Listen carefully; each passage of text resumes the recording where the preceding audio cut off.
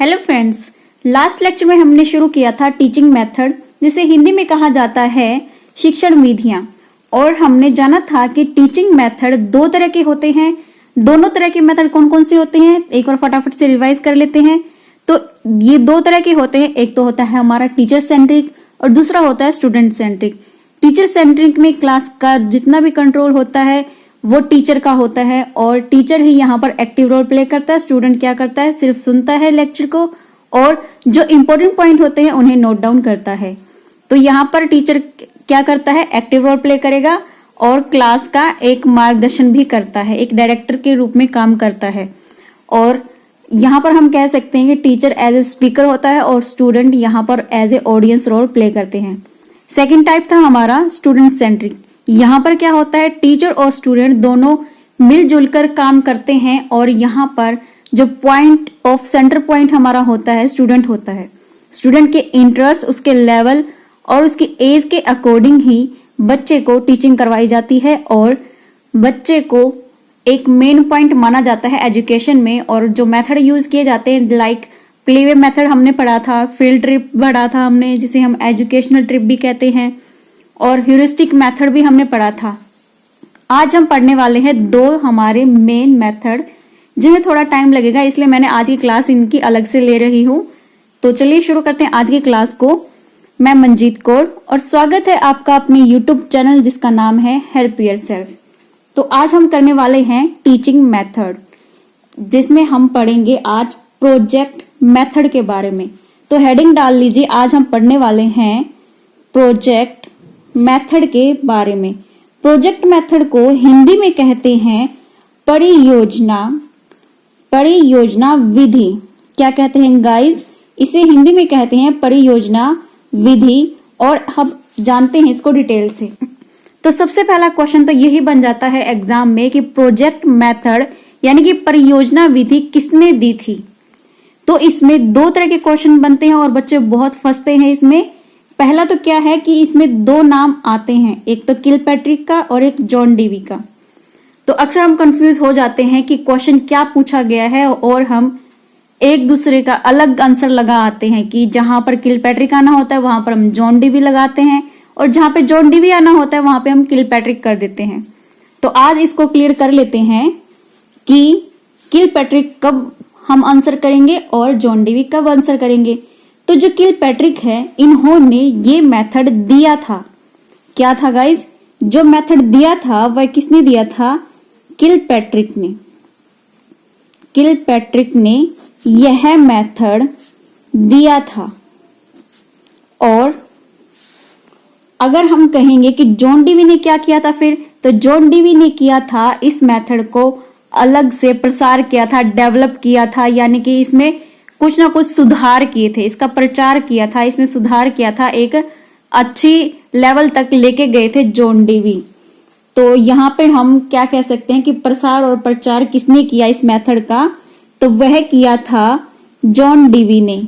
क्या किया था, प्रसार और प्रचार इस मेथड का किसने किया था, जॉन डीवी ने।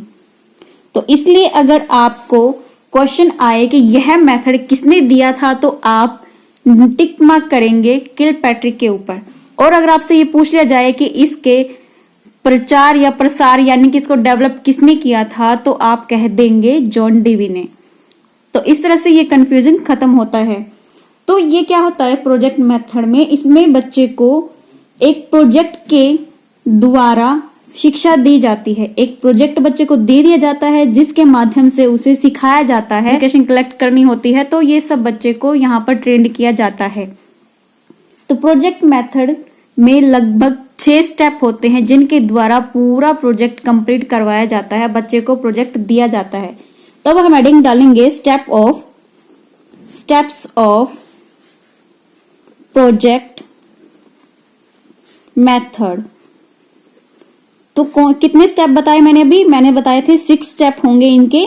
और ये 6 स्टेप कौन कौन से होंगे उनको हम लाइन वाइज लिखेंगे सभी को और थोड़ा डिटेल में जानेंगे। तो सबसे पहले हम एक बार उतार लेते हैं 6 के 6 स्टेप कौन कौन से होंगे, ये हम एक बार देख लेते हैं। तो देखिए गाइज, आपके सामने 6 के 6 स्टेप यहाँ पर हैं। तो पहला स्टेप है हमारा प्रोवाइडिंग ए सिचुएशन, यानी कि स्थिति प्रदान करना। तो यहाँ पर एक स्थिति यानी कि एक सिचुएशन बच्चे को दी जाती है कि जैसे मान लीजिए हम कह सकते हैं कि एक बच्चे को प्रॉब्लम दी जाएगी, सिचुएशन दी जाएगी, जिससे निकलने के लिए, जिसके सॉल्यूशन के लिए बच्चे को प्लानिंग करनी पड़ेगी, एक परियोजना बनानी पड़ेगी, एक योजना काम करनी पड़ेगी, बच्चे को एक योजना का प्लान करना पड़ेगा। यानी कि एक सिचुएशन मिल गई हमें, तो उससे निकलने के लिए हम क्या हाथ पैर मारेंगे या फिर क्या हम एफर्ट्स करते हैं, उसके लिए हमें प्लानिंग करनी पड़ती है। तो वो होता है हमारा प्लानिंग करना, यानी कि प्रोजेक्ट बनाना। तो प्रोवाइड ए सिचुएशन, तो सबसे पहले हम दे देंगे एक सिचुएशन बच्चे को। फिर देखेंगे यहाँ पर choosing and purposing a project. तो यहाँ पर हिंदी में देखें तो ये पॉइंट है परियोजना का चयन और उद्देश्य। यहाँ पर क्या करेंगे हम कि जैसे हमारे पास एक सिचुएशन आई थी पहले वाले पॉइंट में, तो उस सिचुएशन से निकलने के लिए हम कौन सी योजना का या कौन सी ट्रिक का, कौन से काम का हम यूज करेंगे, उसको हम सिलेक्ट कर लेते हैं कि इस चीज को यूज करके, इस प्लानिंग को यूज करके मैं इस सिचुएशन से निकल जाऊंगा या निकल जाऊंगी। और उसके लिए हम छोटे छोटे एम बना लेते हैं। और हमारा एम क्या है, मेन तो प्रॉब्लम को सॉल्व करना, सिचुएशन से निकलना, सिचुएशन को हैंडल करना अच्छे से। तो वहां से निकलने के लिए हम छोटे छोटे एम बना लेते हैं कि पहले हमें ये करना है, फिर वो करना है, और ये ऐसे ऐसे करते करते हमारे प्रॉब्लम यानी सिचुएशन से हम निकल जाएंगे। थर्ड यहाँ पर आ जाता है प्लानिंग ऑफ द प्रोजेक्ट, परियोजना की योजना। अब देखिए परियोजना की योजना का मतलब यहाँ पर है, जैसा हमने पहले छोटे छोटे प्रोजेक्ट में हमने क्या किया था, उद्देश्य बनाए थे, तो उन उद्देश्यों के लिए हम एक छोटा सा एक ड्राफ्ट यूज करते हैं। जैसे ड्राफ्ट का यहाँ पर मीनिंग है कि हम एक रफली प्लानिंग कर लेते हैं कि हमें कैसे कैसे चलना है, क्या करना, हमें कौन सा उद्देश्य या कौन सा एम हमने पहले अचीव करना है। अब मान लीजिए आपको DSSB क्लियर करना है या फिर कोई सीटेट आपको क्लियर करना है, तो आपका एम है मेन सीटेट को क्लियर करना। तो ये आपका मेन हो गया प्रोजेक्ट। लेकिन उसके लिए आपको रफली आपको वर्क करना पड़ेगा। प्लानिंग क्या बनाएंगे उसके लिए, आप सीटेट क्लियर करना है तो क्या आप सीधे ही सीटेट क्लियर कर दोगे? नहीं, आप प्लानिंग बनाओगे, आप टाइम टेबल बनाओगे कि आपको कितनी देर पढ़ना है और कहाँ से बुक परचेज करनी, कहाँ से आपको कोचिंग लेनी है या फिर किस से आपको गाइड लेनी है, गाइडेंस किसके द्वारा आपको लेनी है, कौन आपकी हेल्प कर सकता है। तो ये सब आप प्लानिंग कर लोगे।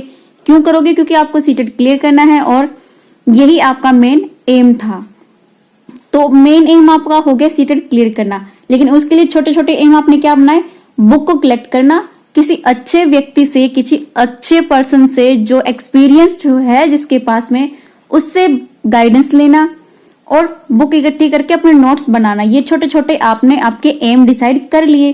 तो उन एम को डिसाइड करने के लिए आप रफली अपने पास प्लानिंग कर लोगे कि मुझे ये काम करने ही हैं, और इन काम को अचीव करके जैसे आप बुक लेके, गाइडेंस लेके आप नोट बना लोगे। तो पहला मेन आपका एम क्या हो जाता है, बुक कलेक्ट करना और गाइडेंस लेना और फिर नोट्स बनाना। तो नोट्स बनाने के बाद में फिर रिवाइज करना और फिर आपका लास्ट जो एम होता है वो आप अचीव कर लेते हो। तो यहाँ पर हमने पहले क्या हो गया कि हम प्लानिंग करते हैं हमारे प्रोजेक्ट से, कैसे हमारा प्रोजेक्ट पूरा होगा उसके लिए हम प्लानिंग करते हैं, एक रफली तैयारी कर लेते हैं। फिर 4 पॉइंट हमारा आता है एग्जीक्यूशन ऑफ द प्रोजेक्ट, यानी कि परियोजना का निष्पादन। अब परियोजना का निष्पादन से यहाँ पर मतलब होता है कि जो भी हमने प्लानिंग बनाई थी नंबर 3 में, अब उसको हम इम्प्लीकेशन करने का टाइम यहाँ पर आ जाता है। अब उसको अप्लाई करने का टाइम आ गया है। जितनी भी हमने प्लानिंग सोची थी, जो भी हमने रफली काम सोचे थे, अब उनको अप्लाई करने का काम आ जाता है, अप्लाई करने का टाइम आ गया है। तो 4th स्टेप में हम क्या करते हैं, जितना भी हमने अभी तक प्लानिंग बनाई थी उनको हम अप्लाई करेंगे यहाँ पर और अपनी प्रॉब्लम को शुरू से लेकर आखिर तक सॉल्व करने की कोशिश करेंगे, सारा काम करेंगे और इसका एक सॉल्यूशन ढूंढ लेंगे अच्छे से। फिर 5th स्टेप हमारा क्या कहता है, 5th स्टेप कहता है इवेल्युएशन ऑफ द प्रोजेक्ट, यानी कि हिंदी में कहें तो परियोजना का मूल्यांकन। तो ये वाला पॉइंट कहता है कि जितनी भी हमने प्लानिंग की थी और इससे पहले वाले में जो हमने अप्लाई किए थे सारे तरीके, अपने प्लानिंग जो बनाई थी सब कुछ हमने अप्लाई कर दिया था, यानी कि सीटेट क्लियर करने के लिए हमने अपने सारे जितने भी एफर्ट सोचे थे वो हमने यहाँ पे सारे एफर्ट लगा दिए। लेकिन एग्जाम से पहले हम एक बार देखेंगे कि कहीं पर कोई हमारी ऐसी कमी तो नहीं रह गई। मान लीजिए कि आपके सीटेट में सब्जेक्ट आते हैं, 5 सब्जेक्ट आते हैं, तो आप देखेंगे कि कौन से सब्जेक्ट में मेरा अभी भी एफर्ट लगाना रहता है, यानी कि किस में मेरे को एक्स्ट्रा एफर्ट करने पड़ेंगे, वो आप अपना मूल्यांकन कर लेंगे, यानी कि जांच कर लेंगे कहाँ पे कमी रह गई, उस कमी को पूरा करेंगे।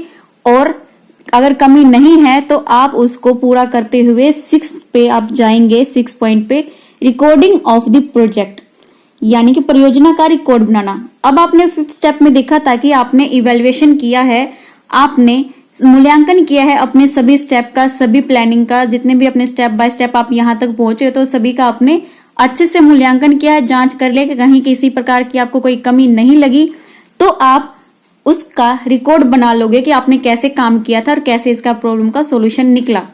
तो 6 स्टेप पे हमने क्या कर दिया, वो प्रॉब्लम से आप निकल गया, आपको सॉल्यूशन मिल गया, उसके लिए आपने एक लिख भी दिया, यानी कि जिसकी हम व्याख्या भी कर देते हैं, या रिपोर्टिंग, यानी कि रिकॉर्ड कर लिया हमने सब कुछ, जितना भी डाटा था, जितना भी डाटा हमारा कलेक्ट हुआ वो डाटा हमने यहाँ पे इकट्ठा कर लिया, उसको नोट डाउन कर लिया, और जितने भी हमारे सामने प्रॉब्लम आई थी वो सब कुछ जितना भी रिलेटेड था वो हमने नोट डाउन कर लिया, ताकि आगे हमें याद रहे कि हमने ऐसे इसके ऊपर काम किया था। तो ये थे हमारे 6 स्टेप प्रोजेक्ट मेथड के, जिसे हिंदी में कहा जाता है परियोजना विधि। और ये वाला मेथड यूज किया जाता है हायर क्लासेस के लिए, छोटे क्लासेस के लिए इसको यूज नहीं किया जाता। तो ये क्या नाम था इसका, प्रोजेक्ट मेथड। और कितने स्टेप थे गाइज, 6 स्टेप होते हैं। और इसे क्या क्वेश्चन पूछ लिया जाता है कि इसे दिया किसने था, तो इसे दिया था किलपैट्रिक ने। और ये पूछ लेंगे इसको डेवलप किसने किया था, प्रचार प्रसार किसने किया था, तो ये किया था जॉन डेवी ने। तो 6 स्टेप कौन कौन से, एक बार हम फिर से रिवाइज कर लेते हैं। Providing a situation, second choosing and purposing a project, third planning of the project, fourth execution of the project, fifth evaluation of the project and 6 recording of the project. तो ये तो था हमारा प्रोजेक्ट मेथड। और हमने ये भी बात कर ली कि कैसे कैसे क्वेश्चन बनेंगे। तो अगर स्टेप से हम बात करें तो स्टेप से कैसे क्वेश्चन बनेंगे, स्टेप से आपको या तो कह देंगे इनको सीरियल वाइज कीजिए, क्योंकि इनका जो क्रम है, जो सीरिएशन है, इनकी सीरियल ऐसे ही होगा।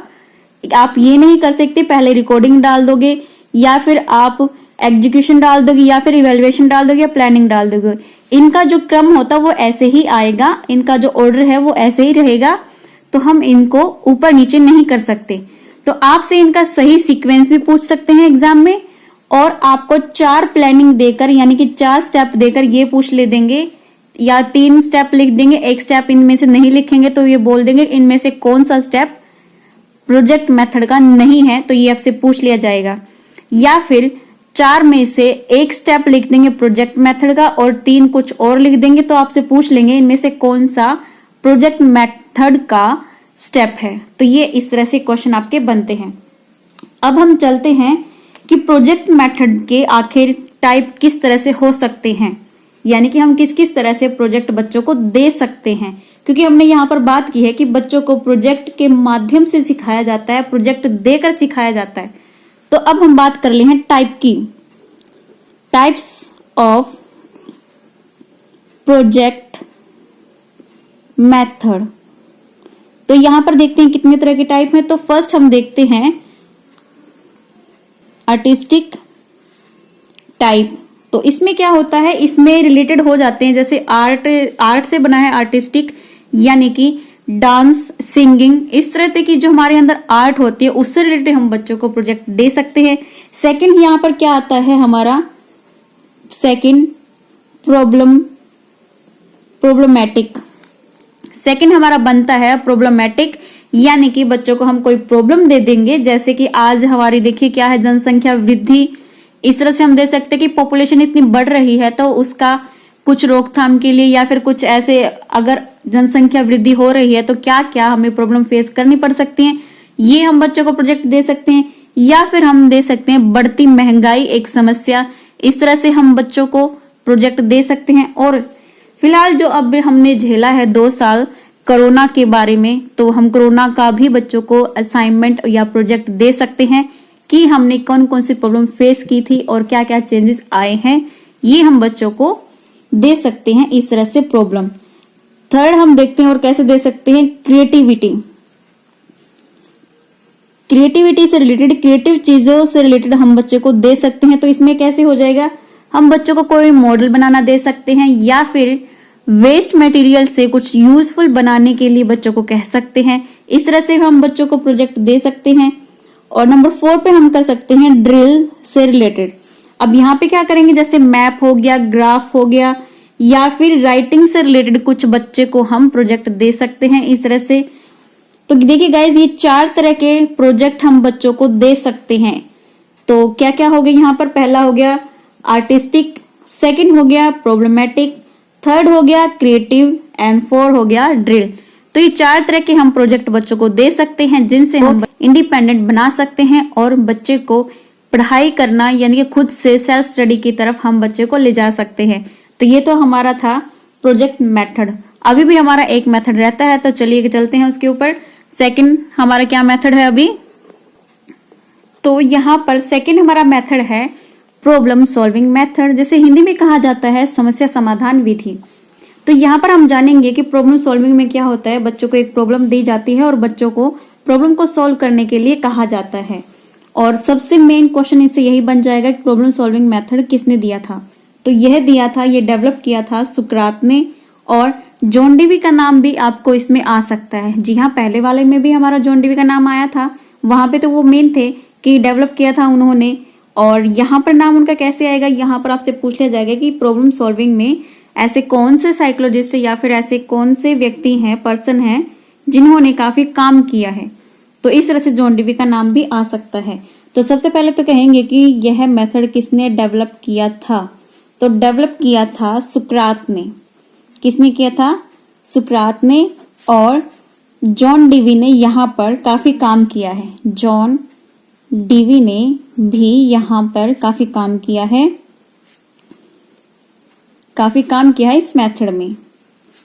और अब हम देखते हैं कि जैसा कि हमने बताया अभी कि प्रॉब्लम सॉल्विंग मेथड में क्या होता है, बच्चों को एक प्रॉब्लम दे दी जाती है और उस प्रॉब्लम को सॉल्यूशन करने के लिए बच्चे को कहा जाता है। जैसे हम असाइनमेंट देते हैं, ठीक वैसे ही होता है ये भी, कि बच्चे को एक प्रॉब्लम दे दी और बच्चे फिर उसको सॉल्यूशन के लिए सोचेंगे और सोच के फिर वो तरीके ढूंढेंगे कौन सा सूटेबल रहेगा तरीका, वो यूज करके फिर बच्चे निष्कर्ष तक, कंक्लूजन तक पहुंचते हैं। इसके भी स्टेप होते हैं। तो इनमें कितने स्टेप होते हैं, तो प्रॉब्लम सॉल्विंग के होते हैं टोटल 7 स्टेप होते हैं। और वो स्टेप कौन से होते हैं वो हम जानेंगे बिल्कुल। तो इनके बारे में आपको डिटेल में नहीं आता है प्रॉब्लम सॉल्विंग के कि स्टेप क्या क्या होते हैं, ये आपसे पूछ लिया जाता है कि कितने होते हैं, ये पूछ लिया जाएगा तो आप बता दोगे 7 स्टेप होते हैं। और उनके नाम आपको याद होने चाहिए, डिटेल बेशक आपको ना पता हो कोई दिक्कत नहीं है, लेकिन 7 स्टेप के नाम आपको याद हो, क्योंकि क्वेश्चन इस तरह से भी पूछा जा सकता है कि जो ये हमारे प्रॉब्लम सॉल्विंग है, इसके अंदर कौन से 3 मेथड, मतलब जितने भी है 4 ऑप्शन होते हैं हमारे मोस्टली, तो 4 ऑप्शन में से पूछ लेंगे कि इनमें से कौन सा प्रॉब्लम सॉल्विंग का मेथड का स्टेप नहीं है, या फिर पूछ लेंगे कौन सा इनका स्टेप है। और सीक्वेंस भी पूछ लिया जाता है। तो सीक्वेंस इस तरह के क्वेश्चन का, इस तरह के मेथड जो होते हैं इनका सीक्वेंस सेम रहता है, ऑर्डर एक ही रहता है, इनको हम आगे पीछे नहीं कर सकते। तो हमें सीक्वेंसली भी चलना होता है इसके अंदर। तो हम देख लेते हैं कौन से स्टेप हैं वो। तो चलिए गाइज एक बार देखते हैं 7 स्टेप। तो देखिए गाइज आपके सामने है 7 स्टेप किसके, प्रॉब्लम सॉल्विंग के। तो प्रॉब्लम सॉल्विंग में भी सेम वैसा ही होता है जैसा होता था प्रोजेक्ट मेथड में। तो सबसे पहला स्टेप है यहाँ पर आइडेंटिफाई द प्रॉब्लम, यानी कि समस्या की पहचान करना। तो जो भी प्रॉब्लम हमें दी गई है तो पहले तो हमें समझना होता है कि प्रॉब्लम आखिर है क्या।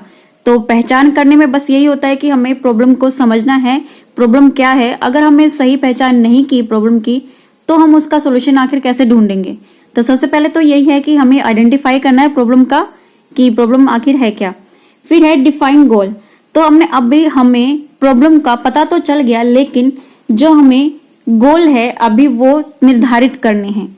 जो गोल है हमारा ये है प्रॉब्लम से निकलना, और उस गोल को हमने छोटे छोटे डिवाइडेड में, छोटा छोटा भी हम डिवाइड कर सकते हैं। जैसे कि मैंने पिछले वाले प्रोजेक्ट मेथड में बताया था कि छोटे गोल बनाकर फिर हम बड़े गोल तक पहुंच सकते हैं, वैसे ही यहाँ पर।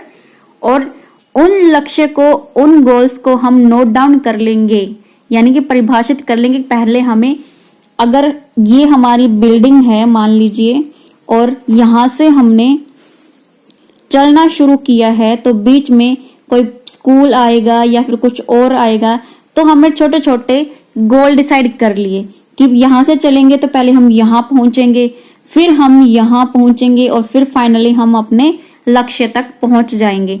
तो यहाँ पे यहाँ होता है परिभाषित करना गोल को, यानी कि हम डिसाइड कर लेंगे कि पहले हमने कौन से गोल को अचीव करना है और उनको हम अच्छे से परिभाषित कर लेंगे।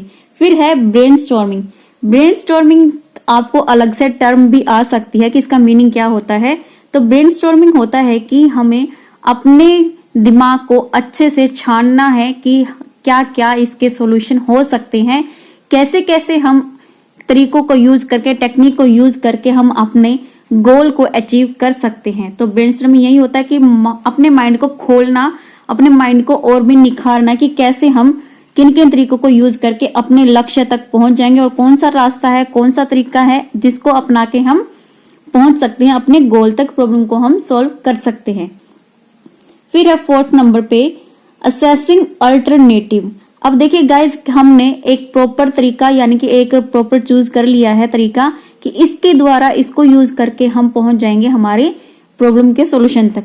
लेकिन बाय चांस अगर जो सॉल्यूशन हमने डिसाइड किया था उससे हमारी प्रॉब्लम का सॉल्यूशन नहीं हुआ, समाधान नहीं हो रहा समस्या का, तो हमें कुछ अल्टरनेटिव सॉल्यूशन भी सोच के रखने चाहिए कि अगर ये तरीका काम नहीं आया तो हम दूसरा तरीका अपना लेंगे। तो यहाँ पर कहा गया कि अल्टरनेटिव भी हमें सोच के रखने चाहिए, विकल्प का आंकलन।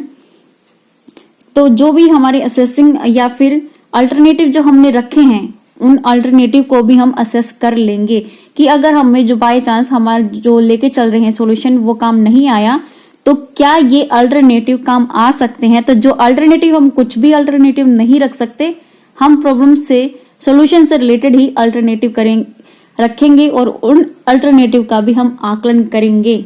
तो फिर हमारा 5th नंबर पे चूजिंग दी सॉल्यूशन, यानी कि समस्या का, तो उस समाधान का चयन करना। तो देखिए यहाँ पर हमने अल्टरनेटिव रखे थे कि ये वाले अल्टरनेटिव काम आ सकते हैं और इन अल्टरनेटिव में से हमें एक मेन आइडिया, एक मेन सॉल्यूशन का सिलेक्ट करना है, सॉल्यूशन को सिलेक्ट करना है जिसके द्वारा सबसे पहले हम यूज करेंगे। अब मान लीजिए, देखिए आपके पास 2-3 तरीके हैं यहाँ तक पहुंचने के लिए। आपके पास बाइक भी है, आपके पास स्कूटी भी है, आपके पास गाड़ी भी है और आपके पास एक, हम कह सकते हैं कि सार्वजनिक व्हीकल भी है। तो आप यहाँ पर डिसाइड करेंगे कि सबसे जल्दी में कौन से तरीके को या फिर किस पे बैठ के मैं बहुत जल्दी यहाँ पर पहुंच जाऊंगा। तो आप सबसे पहले आपको लगेगा कि, या आप सोच सकते हैं कि हो सकता है कि मैं अपना पर्सनल व्हीकल लूं तो इसके द्वारा मैं जल्दी पहुंच जाऊंगा या पहुंच जाऊंगी। तो हो सकता है सबसे पहले आप अपनी स्कूटी या बाइक को आजमाएं, वहां तक जाएं। पर इन द केस अगर आपकी स्कूटी या बाइक खराब हो गई तो हो सकता है आप वहां तक ना पहुंचे। तो मान लीजिए जो आपने सॉल्यूशन सिलेक्ट किया था इनमें से वो काम नहीं आया, तो उसके लिए आपने अल्टरनेटिव भी सोचे थे कि मैं बस से चला जाऊंगा या फिर कुछ और, ट्रेन का मैं कर लूंगा कि ट्रेन से चला जाऊंगा। तो आपने कुछ और भी सोचा था। तो इन अल्टरनेटिव जो आपने 3-4 अल्टरनेटिव सोचे थे, जैसे बाइक, स्कूटी, बस, ट्रेन, तो आपने ये सोचे थे, उनमें से आपने सिलेक्ट क्या किया, अपने व्हीकल से जाना, बाइक या स्कूटी से जाना। तो आपने ये सिलेक्ट कर लिया था। तो फिर आ रहा है 6 नंबर पे active executive of the chosen solution. तो यहाँ पर देखिए हमने अल्टरनेटिव भी डिसाइड कर लिए थे पहले, फिर उन अल्टरनेटिव में से हमने एक तरीका भी अपना सोच लिया था कि हम इस तरीके को यूज करके समाधान पा लेंगे, अपने एम तक पहुंच जाएंगे। अब जो आपने सोचा था उसका इम्प्लीमेंटेशन का टाइम आ गया है। यहाँ पर आप एग्जीक्यूट करोगे जो भी आपने सोचा था। अब आपने सोचा था कि आप अपनी बाइक से ही जाएंगे, तो आप यहाँ पर अपनी बाइक लेके रवाना हो जाएंगे। तो ये आ जाएगा यहाँ पर कि आपने एग्जीक्यूट कर लिया, चुने हुए समाधान का सक्रिय क्रियान्वयन, यानी कि जो भी आपने सोचा था अब उसको करने का टाइम आ गया है और उसको करना आप शुरू कर देंगे। फिर इवेल्युएशन, फिर एक बार आप ये सोचेंगे कि जो भी सफर, जितना भी सफर रहा है आपका, अब इतने लंबे आप काम करते हुए आ रहे हैं, कहीं पर कोई कमी तो नहीं रह गई है। एक बार आप जांच लेंगे कि एक पीछे मुड़ के एक बार देख लेंगे कि सभी सब कुछ सही हो गया, यानी कि जो सॉल्यूशन मैंने सोचा था क्या वो एक्चुअल में काम आया, एक्चुअल में उस वर्क हुआ है उसका। तो इस तरह से आप सारे स्टेप को एक बार देख लेंगे कि सारा काम अच्छे से हो गया और आपको अपना सॉल्यूशन मिल गया है। तो इस तरह से गाइज ये बन जाते हैं 7 स्टेप। और ये किसके स्टेप हैं? ये स्टेप हैं प्रॉब्लम सॉल्विंग मेथड के, समस्या समाधान विधि के। कौन कौन से स्टेप एक बार फिर से हम देख लेते हैं। आइडेंटिफाई द प्रॉब्लम यानी कि समस्या की पहचान, डिफाइनिंग गोल लक्ष्य को परिभाषित करना, थर्ड है ब्रेनस्टॉर्मिंग यानी कि विचार मंथन करना, देन फोर्थ है असेसिंग अल्टरनेटिव यानी कि विकल्प का आंकलन करना, फिर है चूजिंग द सॉल्यूशन समस्या के समाधान के लिए समाधान का चयन करना, active executive of the chosen solution चुने हुए समाधान का सक्रिय क्रियान्वयन करना, फिर है इवेल्युएशन यानी कि मूल्यांकन करना। तो ये हमारे हो गई, दोनों ही हमने आज मेथड पढ़े, बड़े डिटेल से पढ़े हैं और दोनों से क्वेश्चन लगभग सेम से आएंगे। पहले तो यही पूछ लेंगे आपसे कि यह मेथड किसने दिया था या डेवलप किया था, इस तरह से आपसे क्वेश्चन बन जाएगा। फिर आपसे सीक्वेंस पूछा जा सकता है कि इनको ऑर्डर में रखें, सही सीक्वेंस में लगाएं, तो वो पूछ लिया जाएगा। और इसके अलावा आपसे 4 ऑप्शन में से 3 ऑप्शन इन मेथड में से आ जाएंगे, एक और आ जाएगा, तो पूछ लेंगे इनमें से वह कौन सा ऑप्शन है जो इस मेथड में इंक्लूड नहीं होता। तो इस तरह से आपसे क्वेश्चन बन जाएंगे। तो गाइज ये तो थी आज की वीडियो, आज का लेक्चर। अगर आपको ये वीडियो लेक्चर अच्छा लगा है तो प्लीज वीडियो को लाइक कीजिए, शेयर कीजिए और अगर आप चैनल पर नए हैं तो चैनल को सब्सक्राइब करना ना भूलें। मिलते हैं नेक्स्ट क्लास में नेक्स्ट टॉपिक के साथ में, तब तक के लिए guys bye bye, take care.